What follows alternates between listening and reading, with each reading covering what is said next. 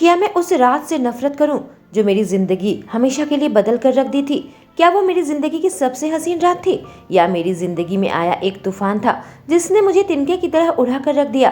पहली बार मेरा दिल इतनी जोर से धड़का था। पहली बार के एहसास उस जंगली जुनून में फिसलकर सुख की लहरों में गोता लगाई थी। हसीन लम्हे मैं कभी भुला नहीं सकती जो मेरे नस नस में दौड़ता है। जवानी की दहलीज में मैंने बस अपना कदम रखा ही था।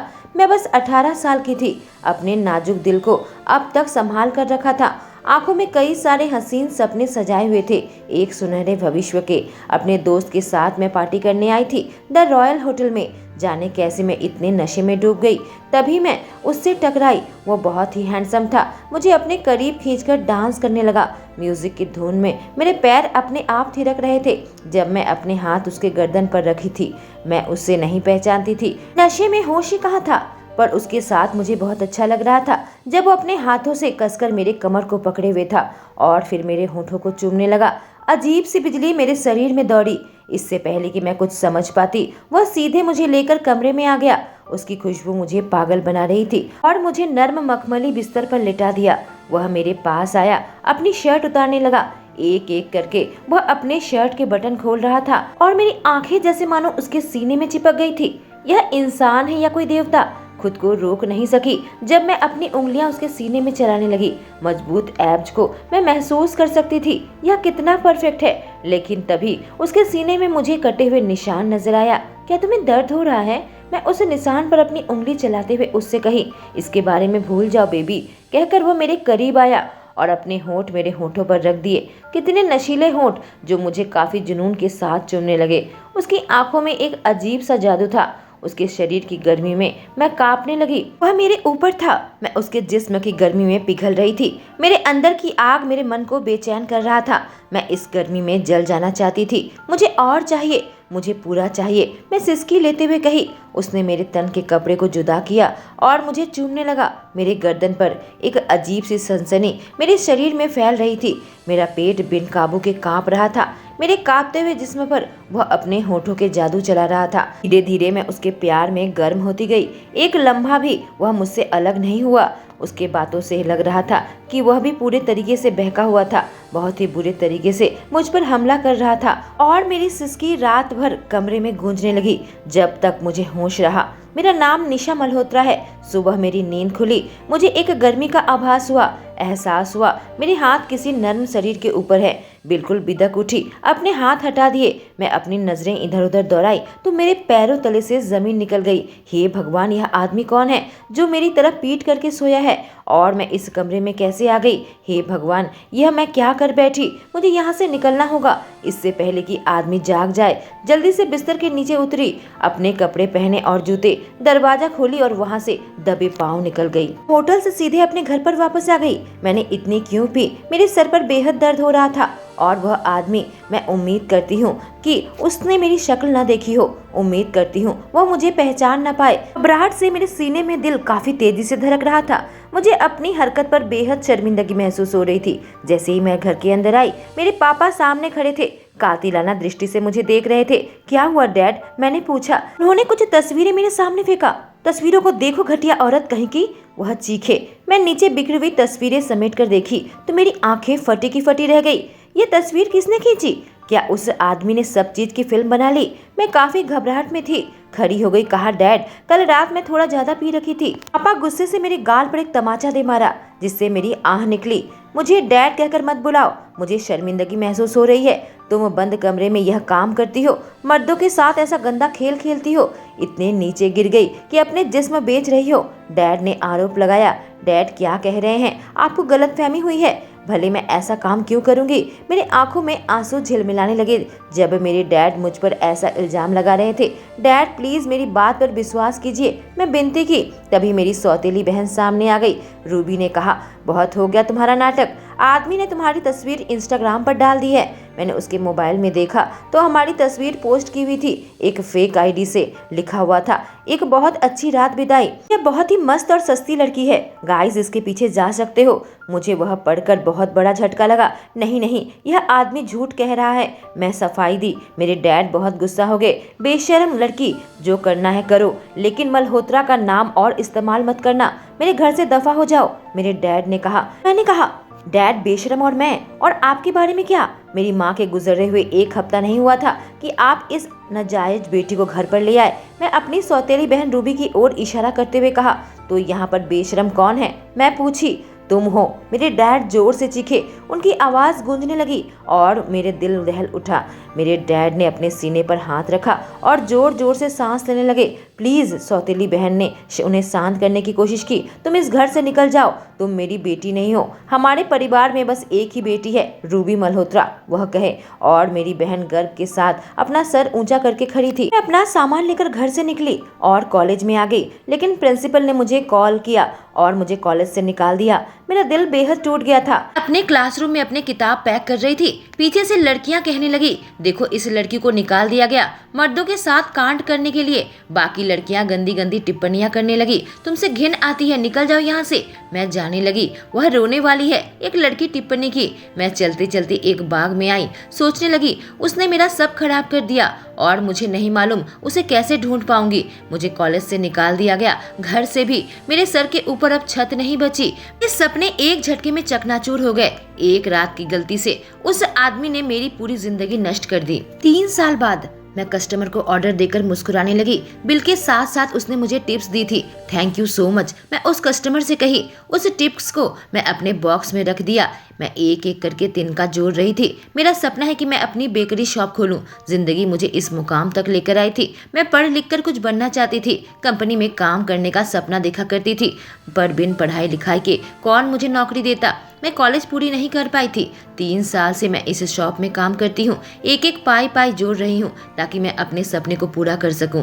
जिंदगी ने मुझे एक वक्त तोड़ दिया था, पर मैं खुद को संभाली और अब मैं यहाँ हूँ। तभी एक आदमी आया और मेरे हिप्स पर मारा। मैं चौंक उठी, मुड़कर देखी तो लोकेश अग्निहोत्री मेरे सामने खड़ा था, जो यहाँ का कस्टमर है। मुझे बहुत गुस्सा आया। मैंने उसके गाल पर एक तमाचा मार दिया। आखिर तुम क्या कर रहे हो? मैं चीखी जब मुझे छूने की कोशिश करने लगा। मैंने कहा, मिस्टर लोकेश, आपने अगर यह सब कुछ बंद नहीं किया तो मैं पुलिस बुलाऊंगी। उसने कहा, तुमसे मोहित कैसे ना हूँ, तुम इतनी लुभावनी हो गई हो। कहकर वो मेरे कमर में हाथ रखकर मेरे साथ बदतमीजी करने लगा। मैं उसे पीछे धक्का देने की कोशिश करने लगी। ओ कम ऑन, मेरा खिलौना बन जाओ, तुम्हारे सपनों की बेकरी मैं पूरी कर दूंगा, कहकर उसने मेरे चिबुक को पकड़ लिया, मुझे करीब खींचने लगा। मैंने जोर से पीछे धक्का दिया। मेरा एक पति है, मुझे दोबारा हाथ लगाओ, तुम्हें उसका सामना करना पड़ेगा। मैं उसे चुनौती दी। उसने कहा, तुम मेरे साथ मजाक कर रही हो ना? तुम्हें पता है तुम जैसी लड़कियां बस एक चीज में माहिर होती हो, तुम और शादीशुदा। हा हा, वह ठहाका लगाने लगा। क्या पता है क्या, तुम अपने काल्पनिक पति को बुलाओ, मैं उससे मिलना चाहूंगा और इससे काफी हंसी आएगी, कहकर उसने दोबारा से मेरे चेहरे पर हाथ रखा। अब इधर आओ, कहकर वो मेरे होठों को छूने की कोशिश करने लगा। दूसरे कस्टमर जो उसके दोस्त हैं मुझे देखकर हंस रहे थे। मैं उसे पीछे धक्का देने की कोशिश करने लगी। तभी बेकरी के अंदर मुझे सूट बूट में एक आदमी आता नजर आया।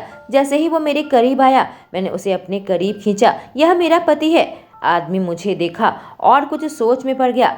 आदमी के एकदम करीब गई, कहा, प्लीज मेरी मदद करो, यह मेरे पति हैं। मैं उस अजनबी का परिचय लोकेश से करवाई। लोकेश ने उस आदमी से पूछा, तुम इसके पति हो? वह अजनबी बिल्कुल चुपचाप खड़ा था। फिर लोकेश मुझसे कहा, तुम एक चतुर लड़की हो, क्या सोच लिया था रास्ते से किसी को भी पकड़कर अपने पति कहोगी? मेरा मतलब तुम खुद को देखो। हे, मेरी पत्नी से दूर रहो, वह अजनबी लोकेश से कहा। जब लोकेश मेरे करीब आकर मुझे फिर से छूने की कोशिश किया, लोकेश ने अजनबी से पूछा, तो क्या यह सच में तुम्हारी पत्नी है? उस अजनबी ने मुझे करीब खींचा और मेरे माथे को चूमा। मैंने कहा, हाँ, यह तुम्हें एक मुक्का मारेगा अगर तुमने मुझे ऐसे तंग किया तो। लोकेश हंसने लगा। उस अजनबी से कहा, वाह ठीक है, मैं तुम्हें एक सलाह देता हूँ। जो लड़की ऐसे दिखती है, ऐसे कपड़े पहनती है, पैसों के लिए किसी के साथ रात गुजारने को तैयार हो जाती है, समझ गए? और मैं यकीन के साथ कह सकता हूँ, बहुत सारे लड़के को यह अपने जेब में रखती है। लोकेश जैसे ही अपने वाक्य को पूरा किया, वह अजनबी लोकेश का कॉलर पकड़ लिया। कहा, इसे जो कपड़े पसंद आएंगे यह वही पहनेगी। तुम अपने नाली जैसा गंदा मुंह बंद रखो। मुझे तुमसे घिन आती है और उसे दूर धक्का दिया। लोकेश ने कहा ठीक है, यह तुम्हारी हुई, और वहां से चला गया। मैं आंखें बंद की और गहरी सांस लेने लगी। मुझे राहत पहुंची कि यह घटिया आदमी मेरे सामने से चला गया। अजनबी मेरे कंधे पर हाथ रखा। मैं उसकी आंखों में देखी, बहुत बहुत शुक्रिया। तभी एक औरत सामने आ गई। इसका शुक्रिया अदा करने की जरूरत नहीं है, क्योंकि अब हम परिवार हैं, सही कहा ना, कहकर वह उस अजनबी को देखने लगी। मुझे हैरत का झटका लगा। आखिर यह मुझे परिवार क्यों कह रही है? मैं पूछी, परिवार, इसका क्या मतलब है? अजनबी उस बूढ़ी औरत से कहा, दादी माँ, आप जैसा सोच रही हैं वैसा नहीं है।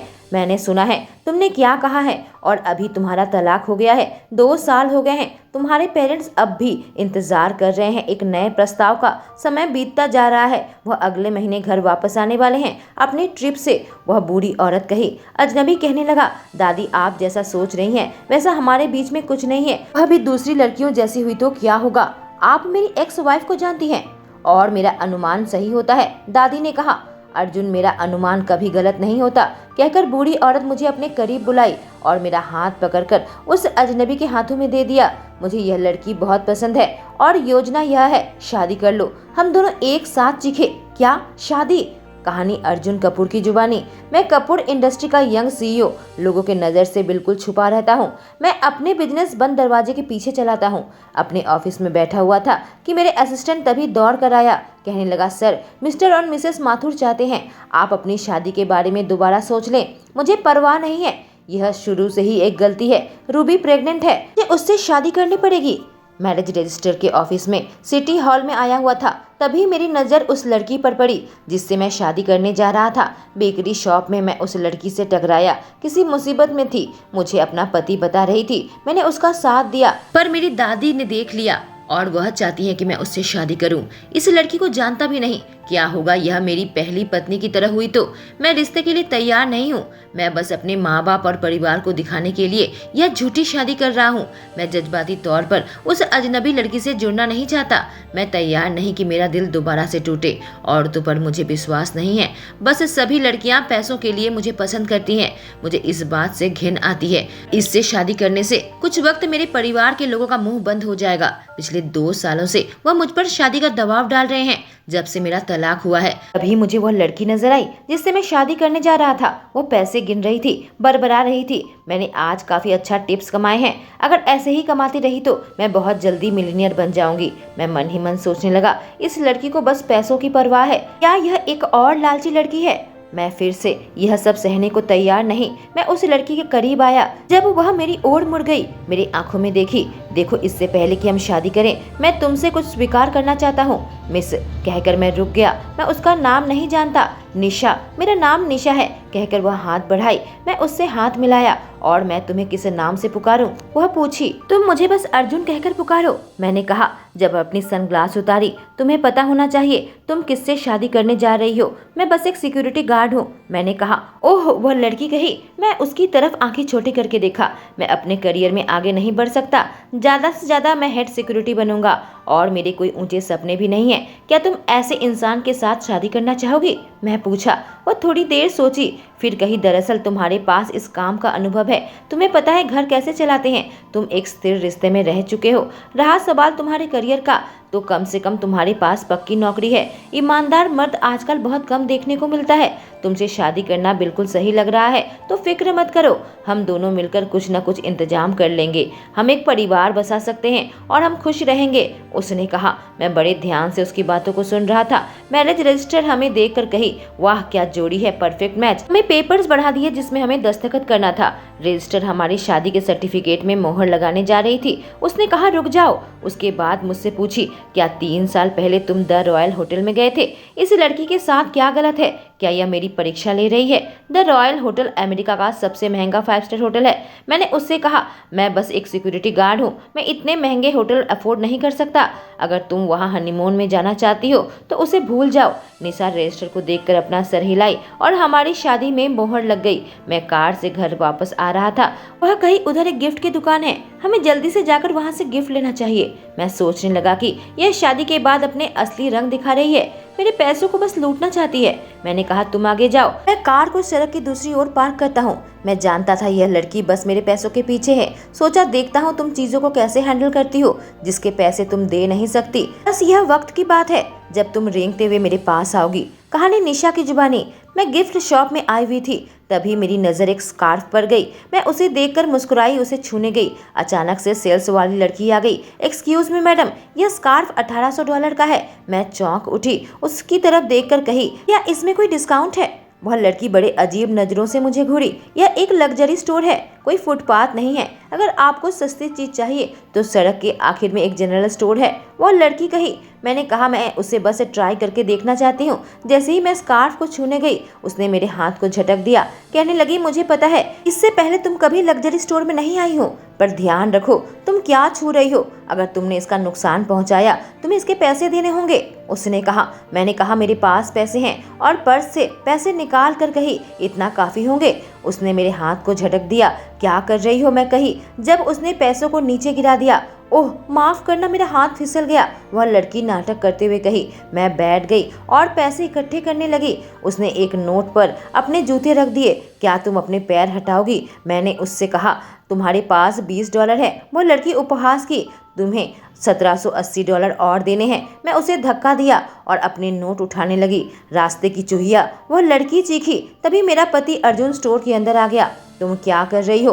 वो लड़की कहने लगी। एक और गरीब बंदा आ गया, तुम लोगों से मुझे घिन आती है। तभी स्टोर का मैनेजर आ गया। यहाँ क्या चल रहा है? मेरे पति को देखकर कहा, मिस्टर माथुर। वह सेल्स गर्ल उस आदमी से कहने लगी, यह लड़की बिना पैसे के अंदर आ गई और चीजों को खराब करने की कोशिश कर रही है और फिर उसने मुझे धक्का दिया। वह मुझ पर इल्जाम लगा रही थी। मैंने कहा मैंने ऐसा नहीं किया। मेरे पति ने कहा, तुमने मेरी पत्नी का अपमान करने की कोशिश की और उसके हाथ को जूते से कुचलने की कोशिश की। लड़की कही, यह झूठ कह रहा है। मेरा पति कहा, यहाँ सिक्योरिटी कैमरा लगा हुआ है, उसका फुटेज क्यों नहीं चेक करते?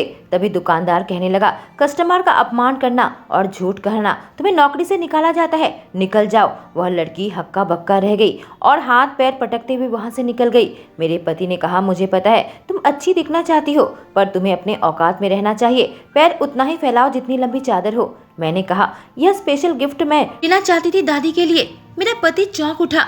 कहा, तुम यह गिफ्ट मेरी दादी के लिए लेना चाहती हो? क्यों? तुम्हें क्यों लगता है कि यह पैटर्न मुझ में अच्छा दिखेगा? मैं मुस्कुरा कर कही, तुम काफी अच्छा सोची। मेरा पति मुझे देखकर मुस्कुरा कर कहा।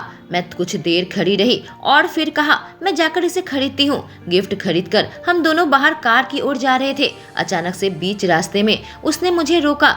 मेरे पास तुम्हारे लिए कुछ है। मैं आश्चर्य हो गई। मेरे लिए? उसने एक पर्स निकाल कर मुझे दिखाया जो पिंक कलर की थी। उसने कहा, क्या दादी माँ को यह रंग अच्छा लगेगा? मैं खुशी खुशी वह गिफ्ट उसके हाथ से ले ली। फिर उसे देखकर कही, एक मिनट रुको, यह ज्यादा महंगा तो नहीं है ना?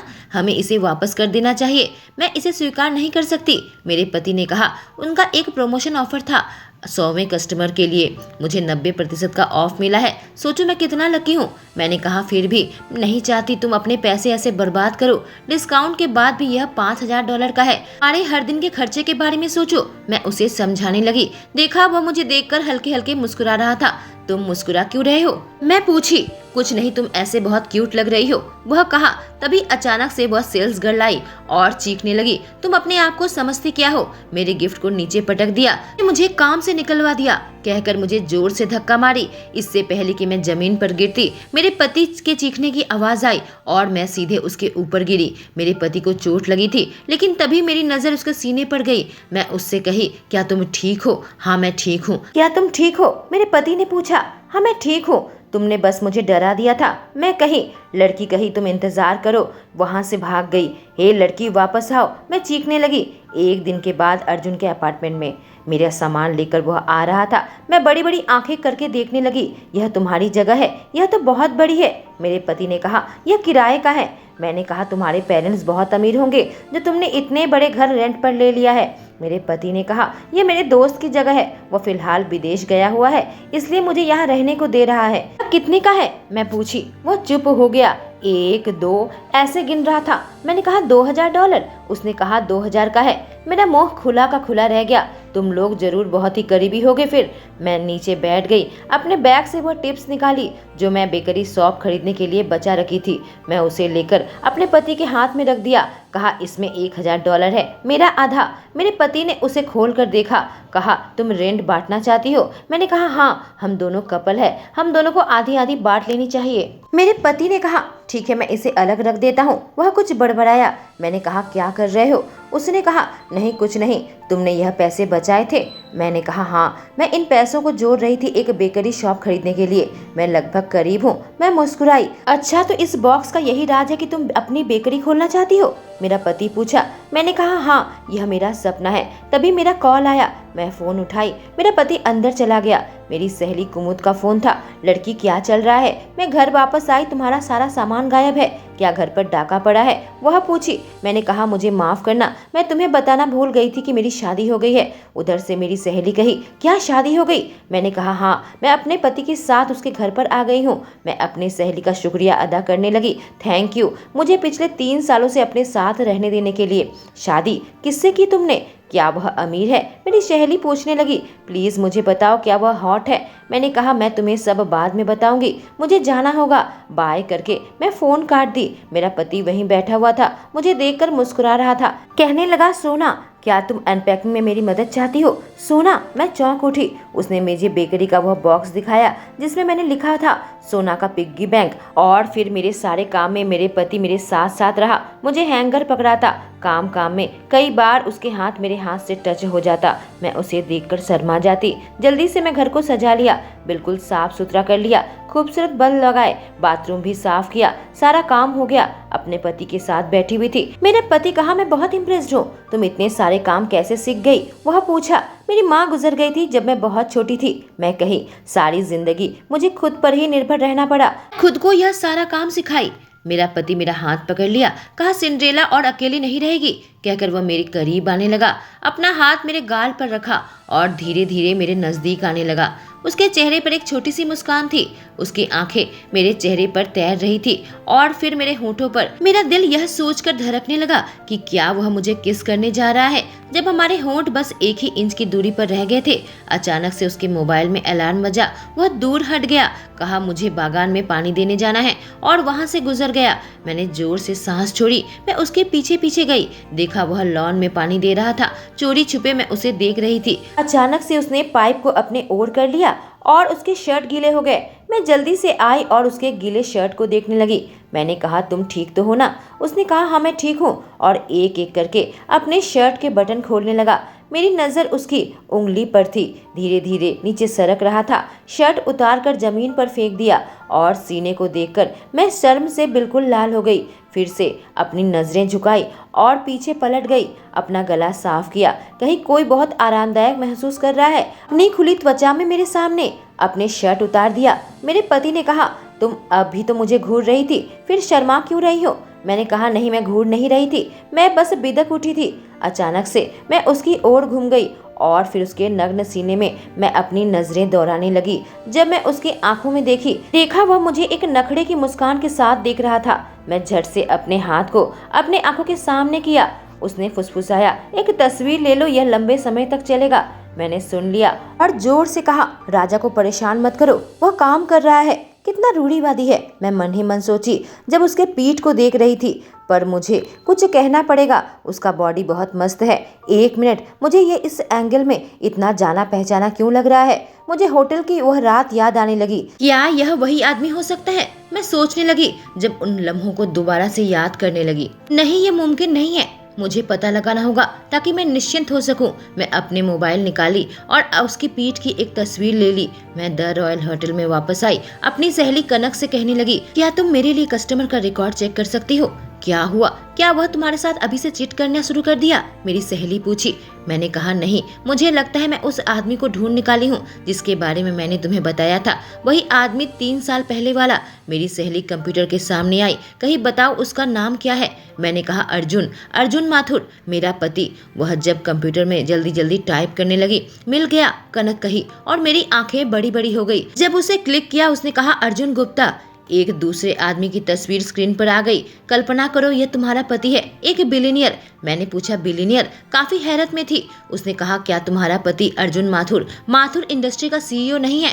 मैं हैरत में थी। यह अपना मोबाइल निकाली और उसे सोशल मीडिया में ढूंढने लगी। अर्जुन माथुर माथुर इंडस्ट्री का सीईओ। एक प्रोफाइल खुलकर सामने आया पर उस पर कोई तस्वीर नहीं थी। मैं हंसने लगी, कहा मेरा अनुमान है, यह मात्र एक इत्तेफाक है। मेरा पति एक सिक्योरिटी गार्ड है। मेरी सहेली कहेगी अगर तुम्हारी जिंदगी में वह भूचाल नहीं आया होता तो शायद तुम्हें माथुर इंडस्ट्री में काम मिल जाता और तुम उसके सीईओ से शादी भी करती। मैंने उसे रोका। मैंने कहा मेरी एक नौकरी है, मेरा एक पति है और मुझे नहीं पता, शायद एक परिवार भविष्य में। और वह मुस्कुराने लगी। आखिरकार मैं होटल से निकली थी कि मैंने ध्यान दिया मेरी अंगूठी कहीं गिर गई थी जो अर्जुन ने मुझे पहनाई थी। जरूर मैं होटल में ही उसे खो दिया होगा। जल्दी से जाने लगी तभी मेरी सौतेली बहन रूबी मेरे रास्ते से टकराई। उसके हाथ में वह अंगूठी थी। मैंने कहा मेरी अंगूठी वापस करो। उसने कहा निशा रात की रानी, क्या तुम्हें तुम्हारे किसी कस्टमर ने यह दिया है? तुम्हारा बिजनेस बहुत कमाल का चल रहा है क्या? तुम्हें कॉलेज की बात याद है जब तुम लड़कों के बीच में डूब रही थी?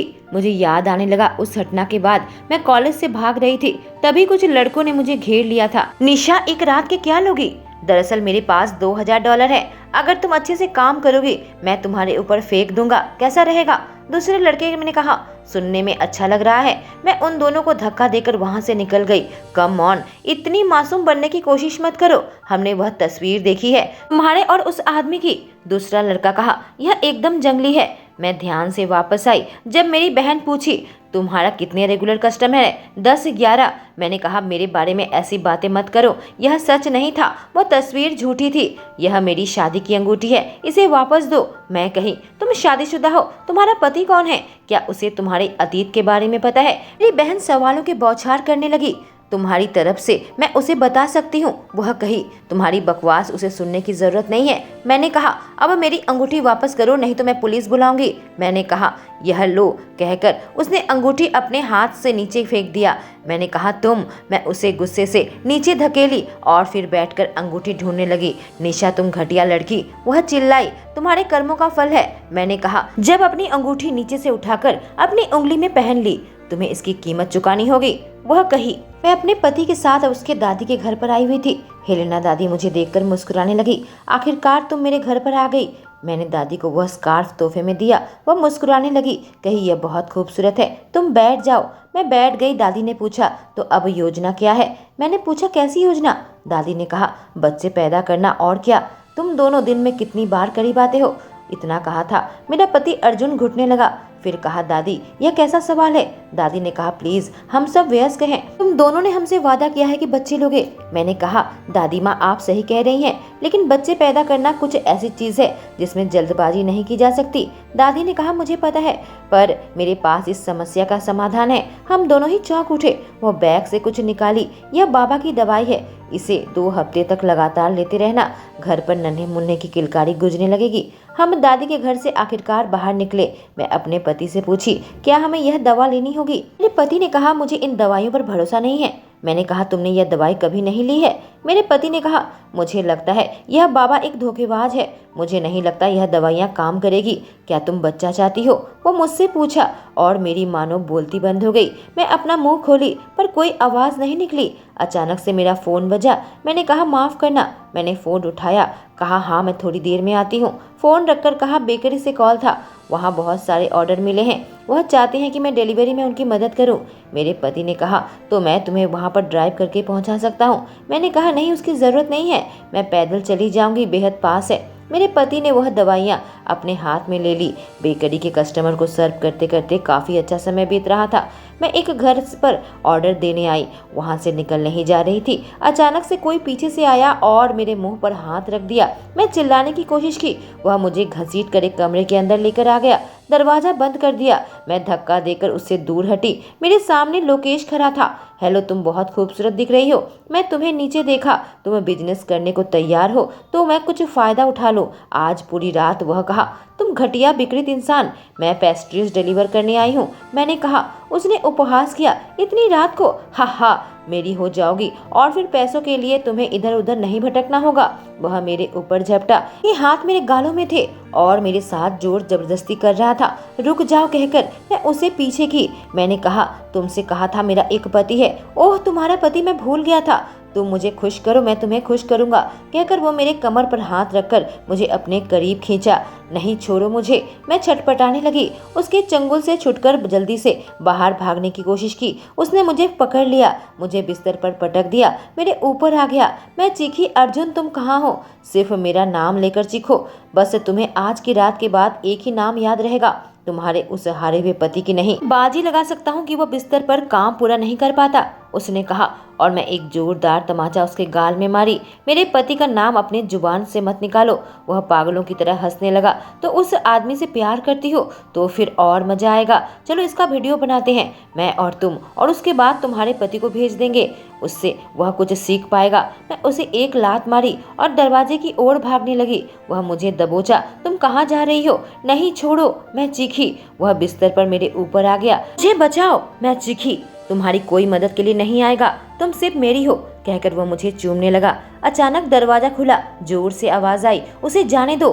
मेरा पति बौखलाया हुआ उसे पकड़कर मुझसे अलग किया और जोरदार मुक्का उसके नाक में मारा और लोकेश नीचे गिर पड़ा। फिर मेरा पति मेरे पास आ गया। तुम ठीक हो सोना? मैंने कहा, मैं यहाँ से जाना चाहती हूँ। घबराओ मत, मैं आ गया हूँ, मेरा पति कहा जब मुझे पकड़कर बाहर निकालने लगा। तुम कहाँ जा रहे हो? तुम्हें पता है मैं कौन हूँ? मैं एक अग्निहोत्री हूँ, तो तुम मेरे साथ यह नहीं कर सकते। लोकेश चेतावनी दिया। अग्निहोत्री हो तुम? एक फोन कॉल करूंगा, तुम्हारा पूरा परिवार बर्बाद हो जाएगा। मेरी परीक्षा मत लो, कहकर मेरा पति गुस्से से उसे अंगुली दिखाकर धमका रहा था। जब मैं उसके बाहों से लिपटी हुई थी, वो हंसने लगा। मेरे परिवार को खत्म करोगे? कोशिश करके देख लो, मैं किसी सिक्योरिटी गार्ड से क्यों घबराऊं? कहानी अर्जुन माथुर की जुबानी। मेरी पत्नी घर पर बैठे बैठे वाइन पी रही थी। विकृत सन की इंसान, वह गरजने लगी। मैं अपनी पत्नी को देख रहा था। मैंने जैसे उसके बारे में सोचा था वो बिल्कुल भी ऐसी नहीं है। जब वह लग्जरी गिफ्ट हाउस में गई थी, मुझे लगा था अपने लिए खरीदेगी, पर वह अपनी बचत से मेरी दादी के लिए गिफ्ट खरीदा और मेरा नजरिया उसके प्रति धीरे धीरे बदलने लगा। जब उसने किराए का आधा पैसा $1000 मेरे हाथ में रखे, मैं अबाक रह गया। सोचने लगा मैं जल्दी उसे अपना परिचय बता दूंगा कि मैं कोई सिक्योरिटी गार्ड नहीं बल्कि एक बिलियनियर हूँ। वह हर दिन मुझे हैरत में डालती है। सच में उसके प्रति आकर्षित होता जा रहा हूँ। और आज वह विकृत इंसान अग्निहोत्री मेरे पत्नी के साथ गलत काम करने की कोशिश की। मैंने उसके परिवार का दिवाला निकाल दिया। वह मेरे साथ ऐसा कैसे कर सकता है? मेरी पत्नी चीखी। मैंने कहा, तुमने बहुत ज्यादा पी रखी है, तुम्हें उस सनकी के बारे में और फिक्र करने की जरूरत नहीं है। मैंने विश्वास दिलाया। पता है उसने मुझे क्या कहा था? तुम बिस्तर पर काम पूरा नहीं कर पाते। मुझे बहुत गुस्सा आ रहा है, उसने कहा। मैं उसके करीब आ गया। कहा, फिर मुझे ट्राई करके देखो। मैं उसकी आंखों में देख रहा था। वो उठ खड़ी हुई, उसे लेकर सोफे पर लेटाया। वो हंसने लगी, कहने लगी, फिर ट्राई करते हैं। मैंने कहा, तुमने बहुत ज्यादा पी रखी है, मैं जाकर तुम्हारे लिए कुछ चाय या कुछ गर्म बनाता हूँ। मैं जाने लगा कि उसने मेरा हाथ पकड़ा और मुझे अपने करीब खींचा। मैं उसके ऊपर गिरा। वह कही, तुम कितने मर्दाना हो, और अपने हाथ मेरे गाल पर रखी। वह आंखें, तुम्हारे यह होठ, तुम्हारे बारे में हर चीज कितनी खूबसूरत है, चूमो मुझे, कहकर अपने हाथ मेरे सीने में चलाने लगी और नीचे आने लगी। मैंने उसके हाथ को रोक लिया। आग के साथ मत खेलो, जल जाओगी, उसने कहा। जल जाने दो मुझे इस गर्मी में। मुझे अपने करीब खींचकर मेरे कानों में फुसफुसाई, मेरे कपड़े उतारो। मैं सोचने लगा, हम लोग शादीशुदा हैं, फिर मैं अपने आप को क्यों रोक रहा हूँ? उसके करीब आया, होठों पर होठ रख दिया और उसे जुनूनी तरीके से चूमने लगा। वह मेरे किस का जवाब दे रही थी। एक दूसरे में खोने लगे, जैसे दुनिया की कोई और चीज मौजूद न हो। मुझे उसका सब चाहिए था। उसका सीना मेरे सीने से बिल्कुल चिपका हुआ था। मैं उसके हाथों को सर के ऊपर दबा दिया और धीरे धीरे होठों का स्वाद लेने लगा। जाने मुझे क्या हो रहा था, मुझे इतना अच्छा महसूस क्यों हो रहा है, मुझे समझ नहीं आ रहा था। अचानक से वह कही, तुम बिल्कुल उसके जैसे हो। मैं चौंक उठा, किसके जैसे? और उसे अपने आप से दूर किया। दोस्तों, एक रात की गलती से निशा की जिंदगी खराब हो गई थी। क्या होगा जब पता चलेगा उसका पति ही वही शख्स है जिसने उसकी जिंदगी खराब की थी? जानने के लिए इस कहानी में मेरे साथ बने रहें। Thank you.